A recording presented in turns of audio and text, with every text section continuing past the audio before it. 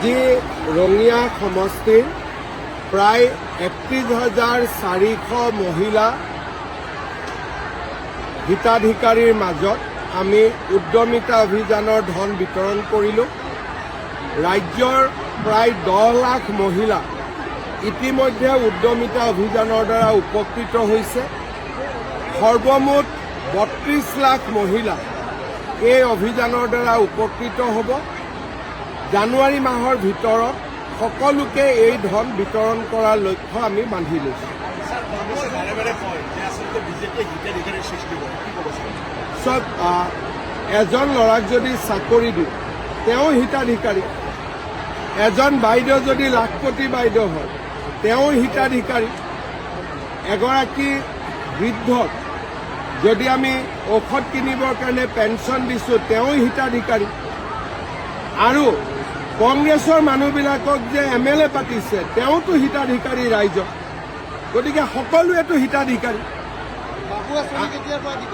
1 জানুৱাৰীৰ পৰা কৰি আছোঁ। ইলেকশ্যন ব্ৰাঞ্চ আজিকালি মহকুমাত নাথাকে, ডিষ্ট্ৰিক্টত সমজিলা হ'লে কি ইলেকশ্যন কমিশ্যনৰ নিয়ম, অসম চৰকাৰৰ নিয়ম নহয়।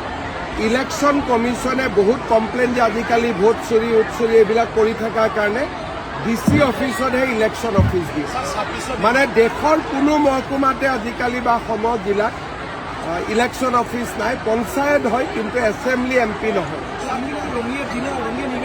মানে মই এইটোকে ক'লোঁ, এইটো নতুন নিয়ম আৰু এইটো ভাৰতৰ ক্ষেত্ৰত প্ৰযোজ্য, অসমৰ ক্ষেত্ৰত নহয়। মোক জনোৱা হৈছে, ভৱেশ কলিতাই জনাইছে, মই চেষ্টা কৰিম। সেইটোতো কোনোটো আৰু কেলকুলেটৰত ৰখা নাযায়, কিন্তু ইলেকশ্যনৰ কমিটিত বহি যিসকল যুৱ প্ৰাৰ্থীৰ টিকেট পাব যোগ্য তেওঁলোকক দিয়া হয়, কিন্তু 10 জনক দিম 12 জনক দিম আগতে চিন্তা কৰি কোনেও নলয়। এতিয়া শেষ নহয়, এতিয়াতো আমি বহুত আগবাঢ়ি গ'লো।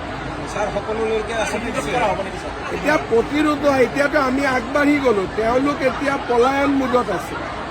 যদি 10 বছৰ ভাল কৰি অসমত সুস্থিৰ চৰকাৰ থাকে, মানুহবোৰ নিজে পলাই পত্ৰং দিব। বনাব পাৰে পাকিস্তানে। আগতে জুবিন গাৰ্গৰ চাৰ্জশ্বিটখন হৈ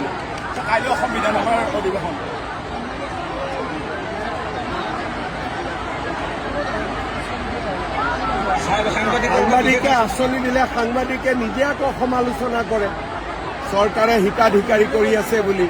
এইটো দি দিলে আকৌ আপোনালোকে লিখিব নোৱাৰা হ'ব। চেষ্টা কৰিম।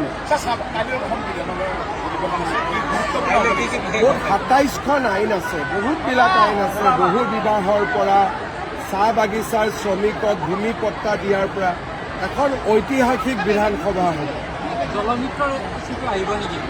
মই নাজানো, যি ইছ্যু আহে তাৰ সকলোৱে উত্তৰ দিব। কোনে? মই কথা পাতি আছোঁ।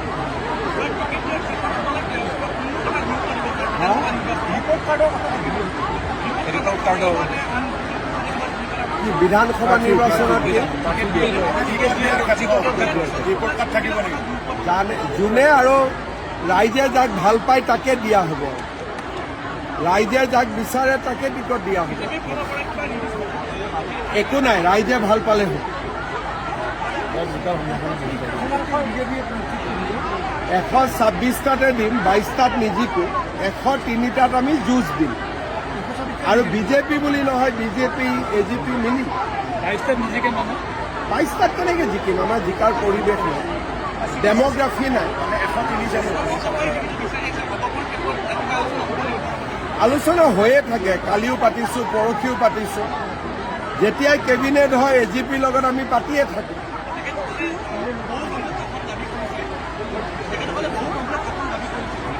দিব লাগিব যিমান পাৰোঁ। ৰঙিয়াটোতো বিজেপিৰ MLA আছেই, গতিকে আৰু MLA ক'ত চেঞ্জ হ'ব? MLA থকা সমষ্টিটো AGPৰ নাযায়, বা AGPৰ MLA থকা সমষ্টিও যদি বিজেপিয়ে লয় তাৰ পৰিৱৰ্তে বেলেগ এটা সমষ্টিটো দিব লাগিব। স্যাৰ, এটা ৰঙিয়াৰ কথা আছে জুমল বলুহুৰ বৰ সুন্দৰ পৰ্যটন হেৰি কৰিলে ক্ষেত্ৰ জুমল বলুহুৰ দেউতা আৰিমত ইয়াত আমাৰ গড় এটা আছে এইটো আপুনি ছাৰ কেতিয়াবা আহি ঠিক কৰি দিম থেংক ইউ ছাৰ শেষৰটো প্ৰশ্ন যিকোনো চিকিৎসালয়ত কিবা ৰোগী কৰ্মচাৰী আছে যিকোনো সেইখিনি হস্পিটালে এপইণ্টমেণ্ট কৰে চৰকাৰে নকৰে হস্পিটালৰ উপাৰ্জনৰ ওপৰত তেওঁলোকক দৰমহা দিয়ে